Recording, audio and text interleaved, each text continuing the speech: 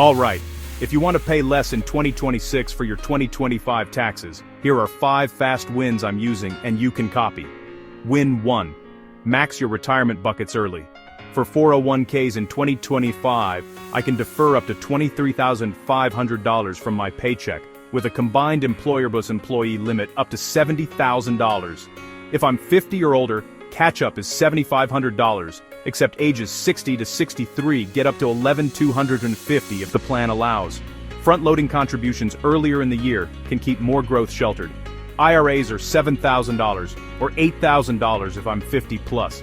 IRA limits didn't rise, so the workplace plan is where the big tax savings live.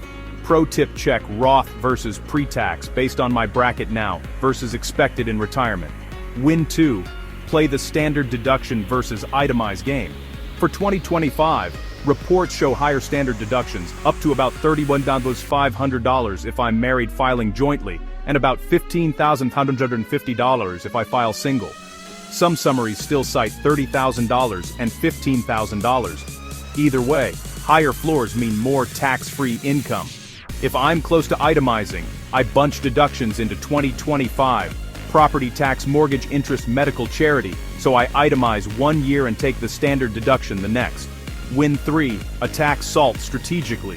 There's a temporary increase in the SALT cap, potentially up to $40,000 for married filing jointly, but it phases out above certain MAGI thresholds and can drop back to $10,000. If I'm under the threshold, I time my state income and property tax payments to stack in 2025 and push me over the standard deduction, then take the standard next year. If I'm over the threshold, I don't overpay. There may be no benefit. Win 4. Family credits. Don't leave money on the table. The child tax credit is $2,200 per qualifying child for 2025, and both I and the child need valid Social Security numbers.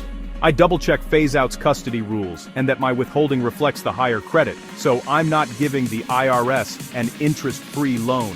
Win 5. Grab the temporary worker and auto breaks before they vanish.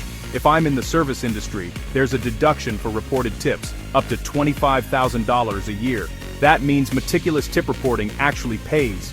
Over time, I can deduct the premium portion, the time and a half piece, so I document hours and rates clearly. Thinking about a car? There's a temporary deduction for auto loan interest, up to $10,000. If the vehicle is assembled in the US, I verify assembly before I buy and keep my loan statements. Bonus timing play. Charity. Itemizers get more value giving in 2025, because starting in 2026 there's a 0.5% AGI floor on charitable deductions. If I plan a big gift, I consider doing it in 2025.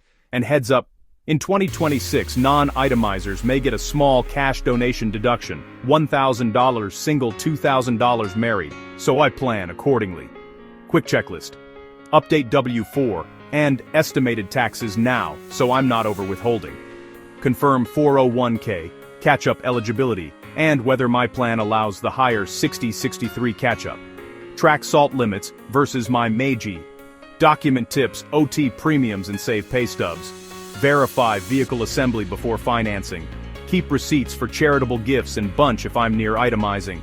Do this now, and future me will thank me on tax day. Subscribe for the full walkthrough with worksheets and a one-page checklist I use.